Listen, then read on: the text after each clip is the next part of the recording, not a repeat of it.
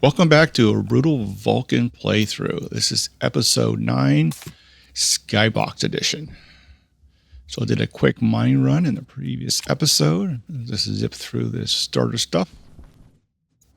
And the same old sort the ore. I think it's too cold to do any real smelting, but I can get the copper in there. And then degas the rest. And once I heat it up, then go ahead and make some more stuff.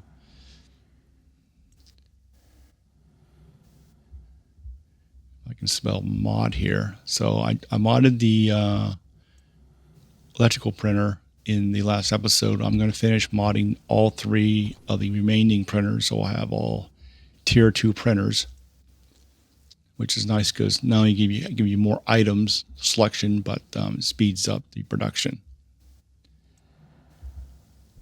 In this episode, I am going to make water, and so a lot of stuff I'm making here is to build out that initial infrastructure, and need a lot of stuff to make water. And there's different ways to do it, and different ways to do it early game versus late game. And the technique I'm using in this particular episode to make those first initial batches is a technique I won't do again. It's borderline exploiting. But since I figure I'm way up in the sky and it slows down construction, then we'll do it this way one time as a demonstration because it's kind of interesting technique. And I will upgrade my system to stop doing this at some point too. But I think it's valuable just so you can see this technique. And if you want to use it, go for it. It's that said, I'm not sure it works as well as the more traditional technique. And I'll kind of spring it on you when I set it up.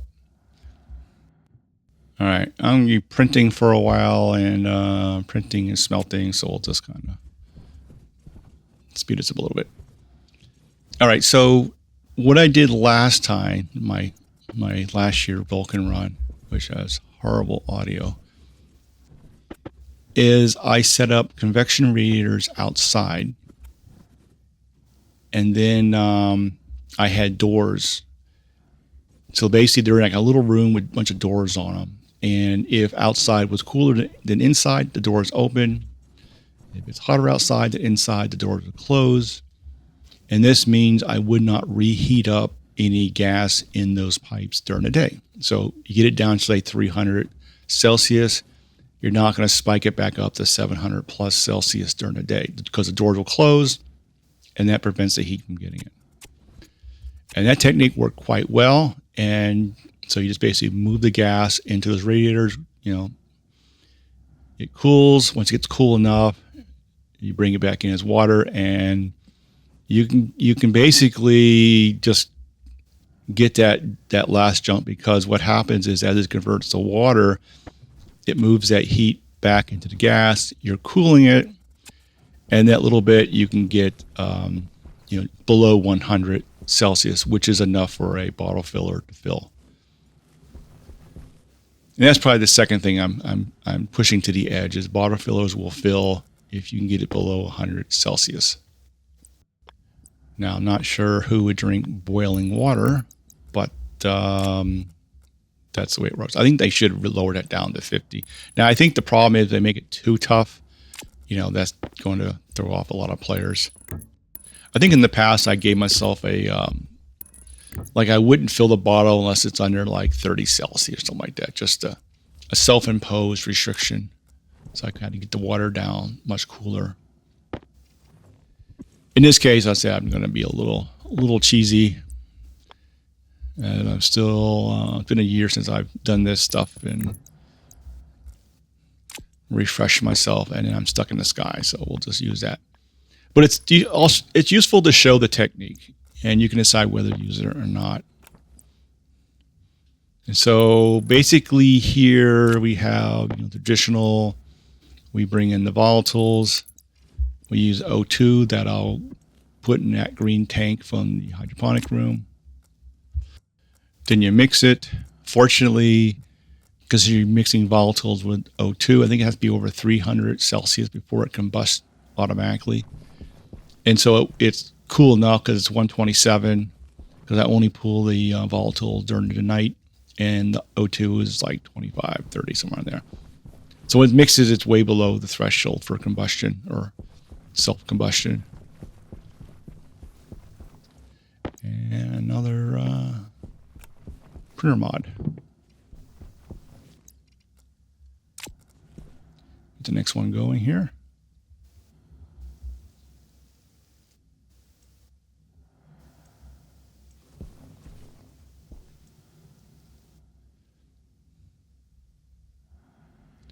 And okay, so part of the process is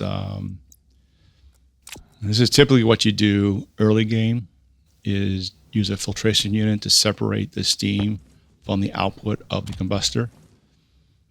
And with a more advanced scenario or setup, you don't have to do that. You can isolate the water in steam form from the rest of the components by carefully controlling the temperature, and basically bring that out and then cool it first. Basically, you can separate the water out from the pollutants and other gases using distillation and not using filtration.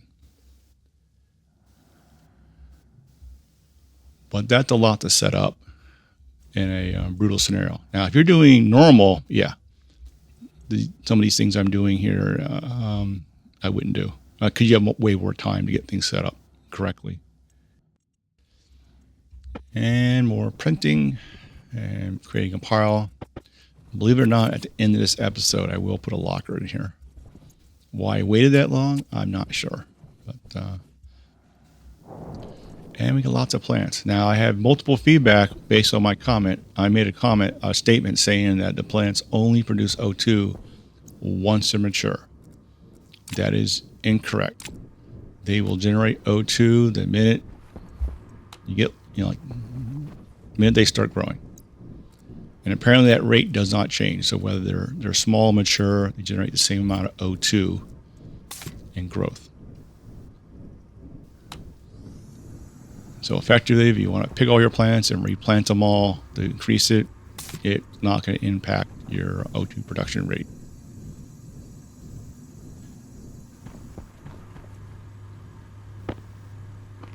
I swore it was that. Maybe they changed it, or I just misremembered. All right, so I'll go ahead and fill up my suit tank. Then I'm going to fill up the green tank. And the green tank as well I'll take to the other room for generating the initial batch of water.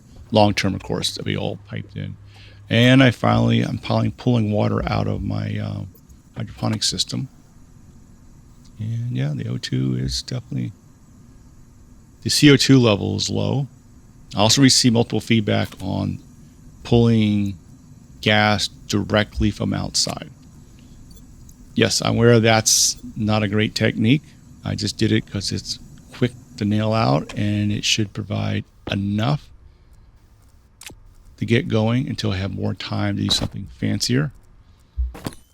And I did a video on pulling night gas into a insulated tank, pulling all the gases and keeping pressure low enough that no liquids will form. And the key reason you don't want liquids to form, because liquids form, that means the gas is going to heat up. And keep the pressure low enough, under 5 megapascals, then the temperature will stay at 127 Celsius. Now here what I'm going to do, I'm going to set it to 75, and 75 will make it slightly volatile rich. I don't care if I waste a little bit of volatiles. And that saves me the trouble of setting up the logic to mix it perfectly. And another very important thing is you have to plug it in.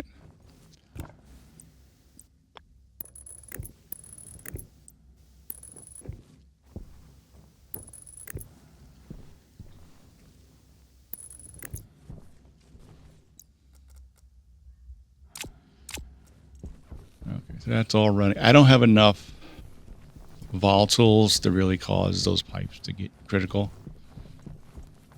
So I sort of ignore it, get it going and ignore it.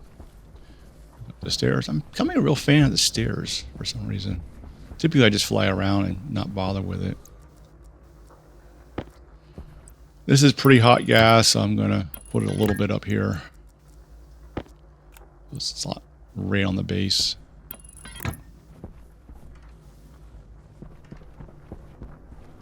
And snake my way back over. Try not to hop too far.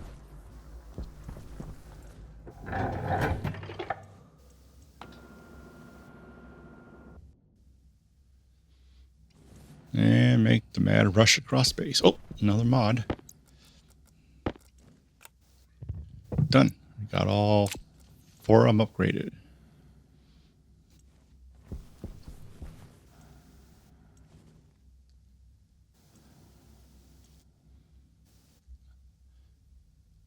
I'm going to make some frame, but I don't want to make a million frames, so I'm going to dump this out so I can put a smaller chunk of steel in there.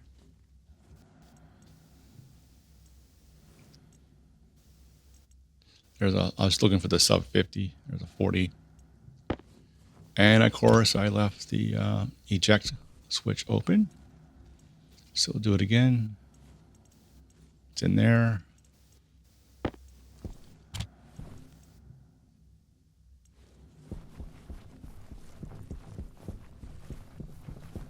All right, so it's all running.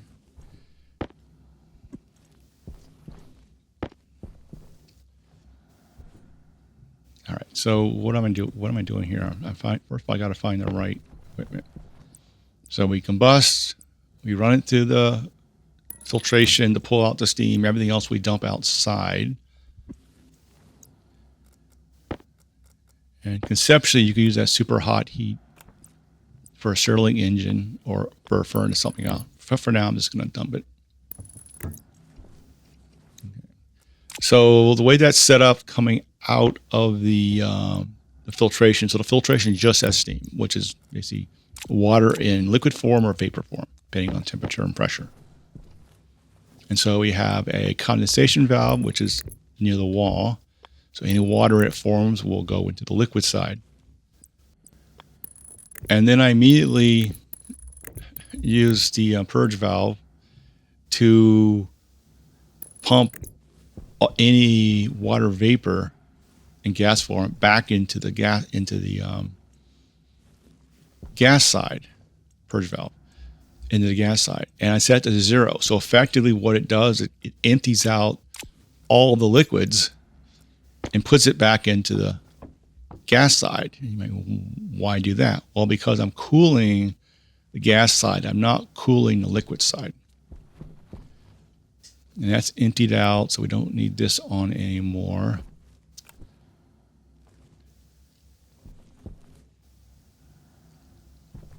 Now, if you hold this up, I don't think I hold it long enough to really see it with the in this video. The combustor radiates heat, and it's cooling in this room. And that's an interesting aspect. So the combustor cools. If I didn't have the filtration device and just move gas in the combustor and leave it sit there, it would cool and cool and cool and cool. And the question is, how is that cooling? Well, that's called vacuum cooling. If you're in a vacuum, which the base is in, certain devices will cool down to the temperature of outside, which means at night it will cool down to 127. If it's during the day, whenever that is. And I believe it's a pretty effective radiator built into the combustor. So technically, you could leave the gas in the combustor to cool, and then once it's cool enough, then pump it out. And so that's leveraging the magic of, this is the cheesy part, or the exploit part of cooling. Now what I'm doing here is I'm going to double up on that concept, is I put not a convection radiator, but the one that works in a vacuum, the standard radiator. And so effectively, since I'm inside in a vacuum, even though the radiator will cool down to the temperature of outside. So obviously during the day, it only cools so far, but at night it will cool down further. So this is no different than putting a convection radiator outside. And the advantage of this system, it only cools, it will not heat. So any, the steam in the pipe, that's just the waste gas. I don't care about that. But this gas will only cool down. During the day, it won't only get so cold, but during the night, it will cool down further. And then when the day hits, it won't warm up again. It only cools. And once again, it only cools to the temperature of outside. Now on the moon, this will cool all the way down because the moon is a vacuum. It will cool, liquefy, turn the ice very bad. So do not do this on the moon, or at least keep an eye on it. So this is the thing I'm showing you that it is doable. I won't 100% promise, but 99% promise I'll never do this again in any future runs, because I think it's a bit of an exploit to cool in a vacuum in this situation. But I'm justifying it as it's a good educational thing of a technique that does work, and because they suck me up in the air, that slows me down. So a full solution takes a little more time to set up, which I've done before. Now, it's typical with most cooling solutions, as you get closer to matching temperatures, the rate of change slows down. So initially, when that water was really, really hot, the temperature drops very quickly. But as you get closer to whatever temperature day is, that rate greatly slows down, to the point that getting it down to 127 is almost impossible. It takes forever to do that, and you can't wait that long. That said, it does seem, I haven't verified this from previous runs, that using a convection radiator outside is a little, once you get to that lower under 300 Celsius, it seemed during the night it was faster with a convection radiator to get it down further more quickly at night than with the vacuum system I have. And that's just my impression. I have not validated doing that. Here I am sorting some stuff. All right. So what should I do to avoid the vacuum cooling magic thing? Now, for the combustor, that's kind of hard to avoid that. Because if you put it outside, it's going to radiate anyway. You put it inside, and a vacuum is going to radiate. So basically, whether it's inside or outside, inside in a vacuum or outside, it will radiate the same amount of heat. So I guess it really doesn't matter. If anything, it might radiate a little bit faster outside because you can do both types of cooling, I guess. I'm guessing at that. So I don't think having the combustor inside really is any kind of exploit. It's inside, outside, same cooling rate. There's no big magic involved there. Now, to avoid using the vacuum radiator, what I would do is I put the convection ones outside. That's that little ledge I set up initially with the glass. And I would change out some of the glass with doors, and then put the logic in to open and close the doors to cool whatever. So just imagine, the same thing could happen. Take a little more time, put the doors up and build a little logic. The logic is very simplistic code. And I'll actually do a dedicated video of that logic in the future at some point. Now, the other technique is to use fairly turbo pump to get faster movement. Is you can have the convection radiators outside exposed with no magic door stuff. And if the temperature, you measure the temperature outside and the temperature of the fluid itself, the water vapor. And if it's colder outside, you would pump fluid, and you control how much. So you're not dumping your whole batch in one shot. You can dump it out there in smaller units, let it cool, and pump it back in. And thus, anytime it's hotter outside than whatever fluid you have, you just pump it out, empty it, and you basically, since there's no fluid, effectively becomes a vacuum inside the pipes. That's what's outside. then you don't have a problem with it overheating. So you can use doors or use pumps to move things back and forth. I'm pretty sure I'm going to go with the pump method because I have a little more time to mess around. The advantage of the pump method is you can sort of control smaller batches. So you bring a certain unit in it. You try to time it so you can, whatever you bring in, you can cool roll down in one night and then you bring it through. And then if you want to scale it up, you just add more outside radiators to scale it up. And then you just put them everywhere and you don't need all the door crap going on. So I did the door stuff last time, my last Vulcan. I think I'll do the pump method this time. I think it's probably going to be a little cleaner and a lot easier to control the automation aspect of it. Here I'm doing a lot of printing and playing around with ores and whatnot, so we'll speed that up.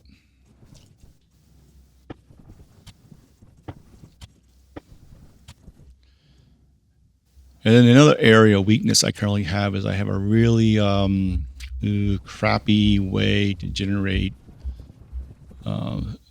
60 Celsius pollutant. I've been doing some playing around experiments, and I have I don't want a simpler system, but using a large power vent, and I get a factor of 5 increase in the amount of cold pollutant in moles in one night. So I get within 1 night cycle, I can get what I do for 5 days. I can 5 night cycles with my current setup. I can generate in 1 day, 1 night cycle. And then there's been suggestions on how I could use radiators and not have to do this manual dump things. And I agree with all that. A lot of this stuff is set up just because it's quick and dirty. Just get something running. And once I'm limping along with making water, because a lot of time spent just laying all this crap out and building it and stuff. And once I get kind of past that, I got water coming in, then I'll go through and slowly start automating everything, also and replacing things. So, the lockers, I told you I'm gonna make lockers finally. So, for example, I'm going to put in the night gas collection using the script and from the video I have. That will greatly improve the rate of CO2 and, more importantly, the volatiles being brought in, and that'll be automated. Since my water cooling room is right next to the hydroponics, I want to go ahead and put in an O2 extraction system that automatically pulls the O2 in, and it has all the smarts so it doesn't pull too much and things like that. Then I'm going to expand the hydroponic room out 1 frame away from the base and add a whole nother set of rows. When I expand it, I'm actually going to rip out the grow lights in that logic. I got enough plants growing in there that I don't really care to maximize at this point. And as I make the hydroponic room larger, it makes it more problematic running grow lights all over the place to cover all the plants. So I'm just going to say, well, don't need it anymore. And you see, I'm sorting everything in my new locker and make it a little less painful to watch. Let's just speed things up.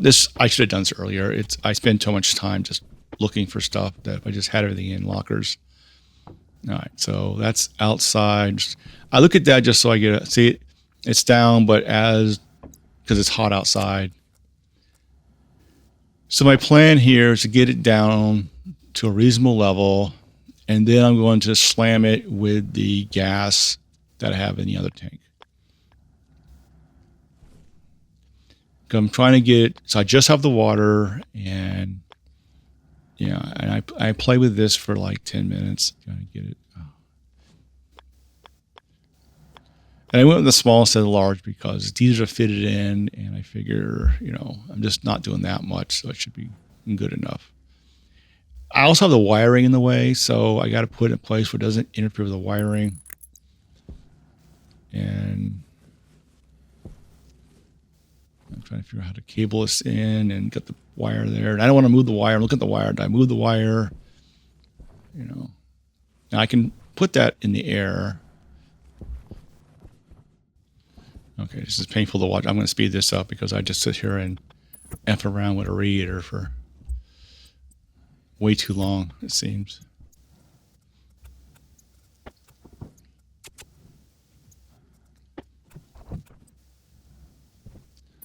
Just want to make some water, just a little bit of water, and then I can start making the cool stuff after this.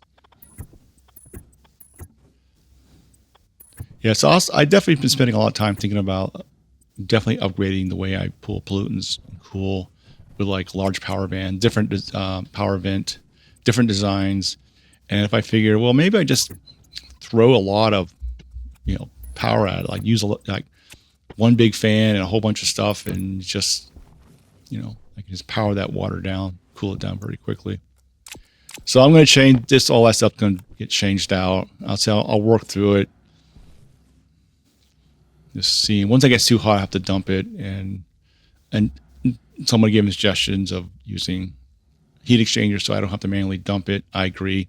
What I do want is I want a coolant system where it only has carbon dioxide. So I'm only moving carbon dioxide around within the coolant system itself. Right now I'm moving raw gas, and that's bad because I gotta be careful I don't liquefy it and blow the pipes. So I will be upgrading that, and that depends on collecting night gas with a better system so I can get a larger volume of CO2 bringing in. So that's definitely an upgrade, is change all that. And then once I have CO2, then I'll just use methods to cool that, use radiators, and moving forward, yeah. So, all right, so the fun part about water is you got to it takes a while to cool, especially at the early stages when I don't throw a lot of hardware at it yet. So I figured, okay, I need to go and, add a tank and a system to collect night air. I figure the CO2 collection is probably more important right now than the volatile side. The volatiles needs to be improved. But I heard the noise from out, so I'm sure it came through, but I heard the creaking noise. And I go, I wonder if I have that turned off. So I came back. This should be automated too. That's another. So there's a whole list of things automated. It just worked in the list. So I think the next thing I'll improve the generation of CO2 using the night collection system. Then I think I'll deal with the cooling system and make that more powerful. I'm getting a little, I think I have the vent open, so I'm getting a little wind blowing me around, and oops. Oop. And where's the base? And it's on the other side. I didn't see it because of my light. I should put an arrow, go this way. You could paint like different frames and have a big arrow painted there so I know which way to go.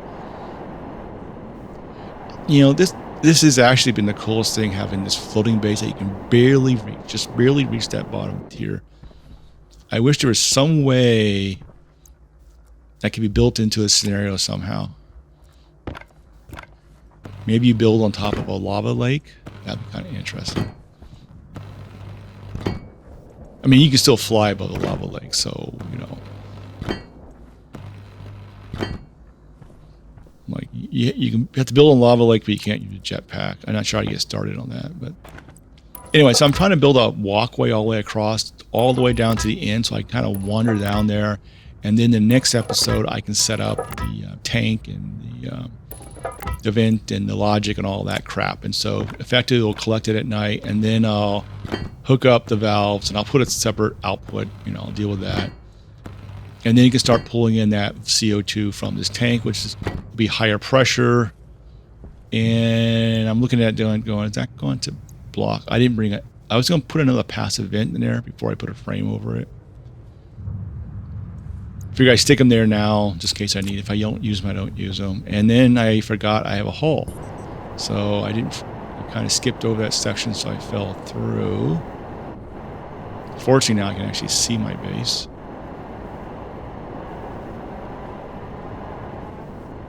I'll do the same thing on the other side too, so I can do, go on, right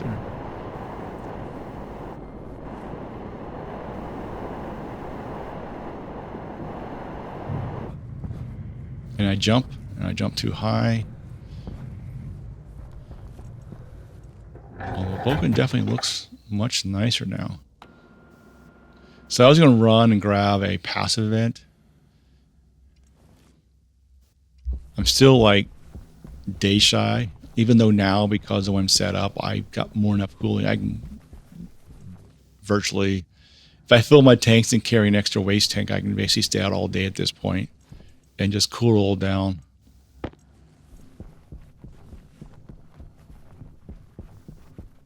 So I just want to drop a couple, put an active vent down there. That way I can hook into it and not have to pull the frame out later on.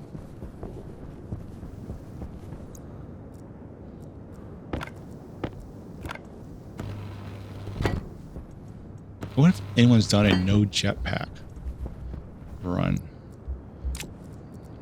Let's make it more interesting construction. So I'll figure I can sneak it over there. We'll put one there in case I miss. All right. Not like they're expensive. So now put another frame and another frame. So this is where I'm sort of set up the stuff for the. That'll be next episode. Now, typically, I like to put all this stuff inside, but I'm running out of inside a room, and I figured I was wondering if I should plug that in, but I'll wait. A little walkway around the base now. All right. So I'm going to put 2 frames here, and that's because to the left right there, I want to put another staircase going down. And I do want to put another floor on this below this one. And I said kind of work my way down to the ground, which might take a while. At least be easier to get in if I had like a lower platform to hop in.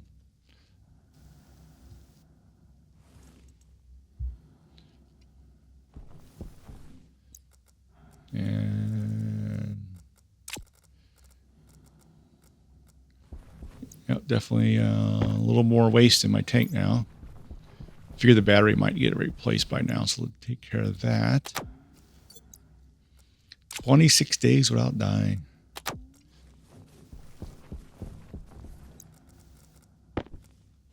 And yeah, so it's 265. It didn't go, at night it's 127. So even with the magic, now if I put in multiple radiators inside, then it'd probably go faster. But when it gets close, it really cuts down the rate. So I'm thinking that if I had the convection one outside, it would cool faster. And I got a lot of plants going on here.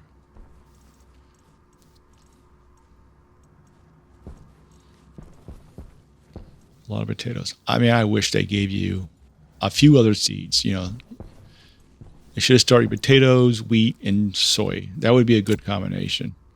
That should be like the plus side. If you run brutal, they're going to give you more seeds. Just to be nice. Then you could do it without traders. Then you never have to trade.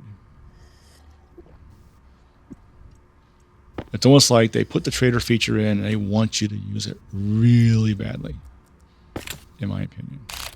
All right, so we're not going to pull any more water out of here. We're going to pull the water from the other side. And I'm going to blindly cut cables that I can't see. Maybe not that one. I'm kind of regretting getting rid of all those water bottles. I probably should have kept a couple.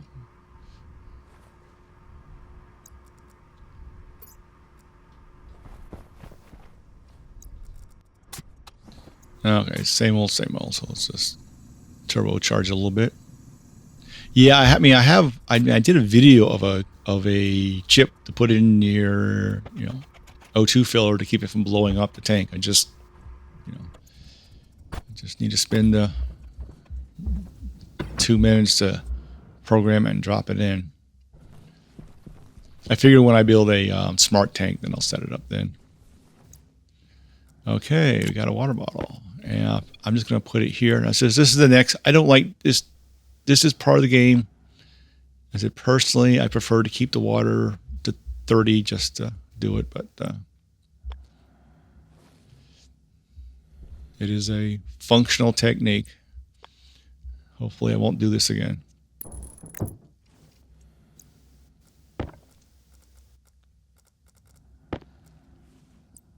was a little fast. If I did this episode again, the same brutal scenario, I wouldn't have to do this. I would be a little further ahead on everything and have a better cooling setup and everything from get-go. Definitely put a locker in earlier. But this is the valid technique. So if you're desperate and you need water, do it this way. Or this is one way to do it. Let's put it that way. There's many ways of doing this. It's like every video out there, they do it somewhat different. It's one thing interesting about Stationeers is there's many ways to solve the problem. Okay, it's blinking because there's no water in the pipe. Which there's no water in the pipe, so that makes sense. What's going on here? All right, so let's open it up. And that's definitely cooling. The radiator is not going to hurt because, once again, it doesn't heat up the gas. It just cools it. And during the daytime right now, it's hotter outside, so the radiator is doing nothing.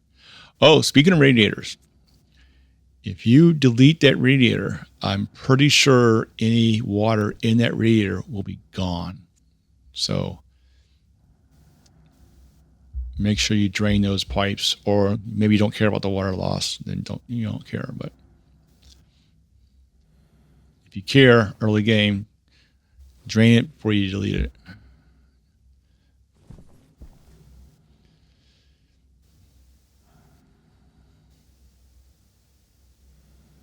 So I played around. So with the purge valve, I had it set to 0, which effectively means all the water vapors get pushed back in the gas line. Well, I need some water to form so I can get it in the filler. So I kind of lower the pressure down to 20 or 30, whatever, just so I have some water forming in there.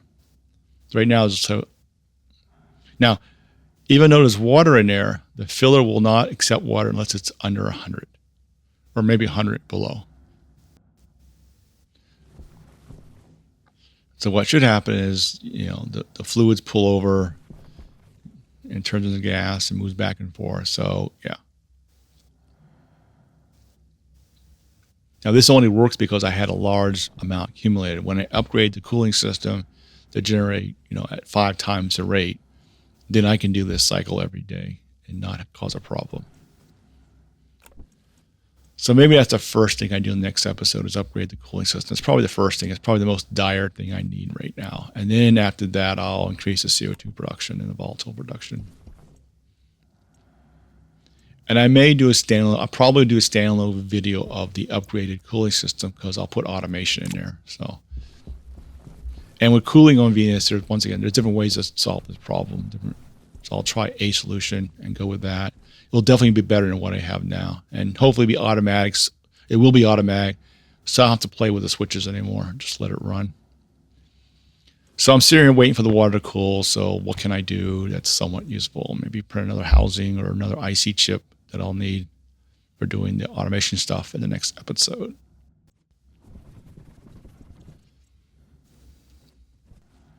Let's see what's going on in here. Looking for I should probably make another tablet. Right there. Getting close. To 0. So I figure let's crank it down a little bit. I'm just making up the numbers. I figure, 50 sound good? Let's do that. Still going down. That's going down.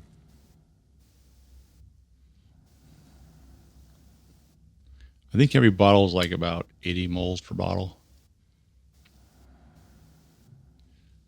And there's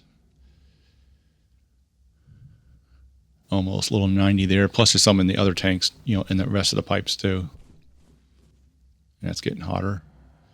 Yeah, it's getting real close. Now, I could have used an AC system here. And so put the AC connect to the waste and then put the pipe on the front of the AC. So if I drop the AC system in here, that would definitely make this go faster. So I'm aware I could use an AC, but I decided not to use an AC in this scenario, just to not use it.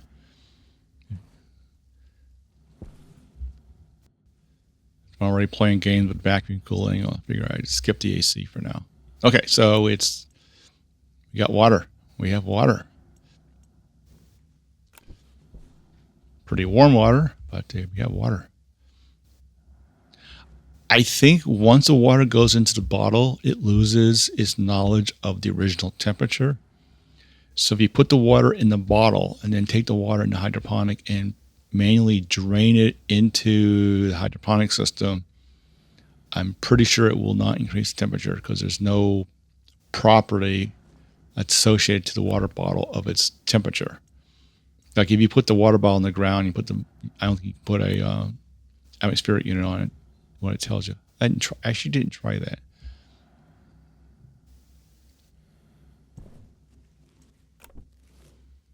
All right. So yeah, I'm not going to claim this is the ultimate way of making water, but the goal is just to make some water to keep me alive a little longer. I really don't want to drain my hydroponic room. And then now I have the infrastructure and I can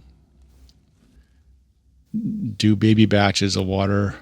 Next is upgrading, and definitely the next upgrade is going to be the cooling system. I'll make this much better because I need a better cooling system so I can continue to cool that water. So that will probably be the purpose of the next one, is just to rip it out. Now I have a basic stable system going. I'll do that next. I'll probably have to build platform on the other side of the building, of the base. Cool. So I think we, for the most part, we're out of the survival aspect of this game. Now it's about optimizing and improving and automating. So I'm turning the knob. I don't know what I'm doing. I just turn the knob. Doesn't make any difference. I got enough water right now. I'm just sort of playing around with this stuff. And this is getting really hot. So I want to open this up and then add more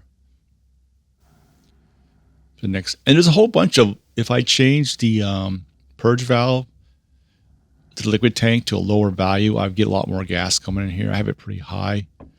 That's sort of my backup reserve gas in there. Yeah, I'll stop doing that next episode too. All right, so I'm purging it. I'm adding, but I figure, yeah.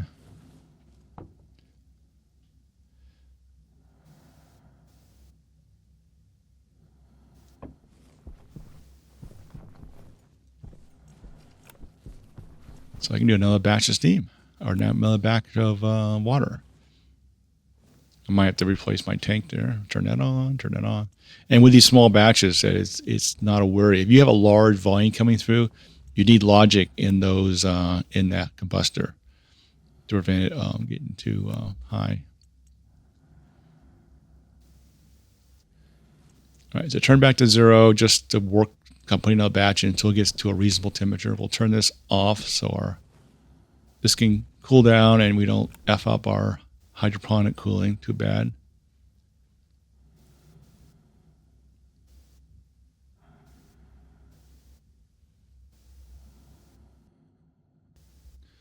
I'm going to stare at the tank and see if I can will it to cool faster.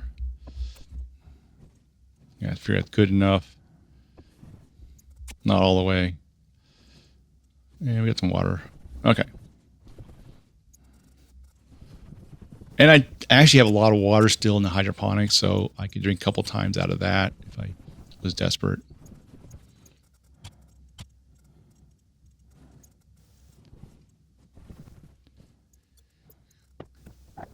Okay, squeeze some mining in. Oh, copper right there. I was looking for copper, and it was right there to the other side. And a bunch of nickel there, too.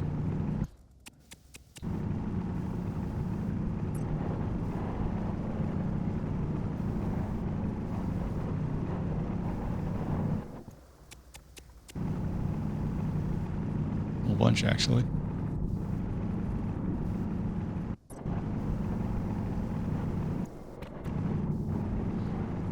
Yeah, I think starting next episode, I'm going to ignore the this day or night, just go out when I want to.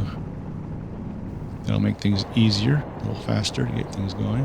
And I can see my whole base looking weird.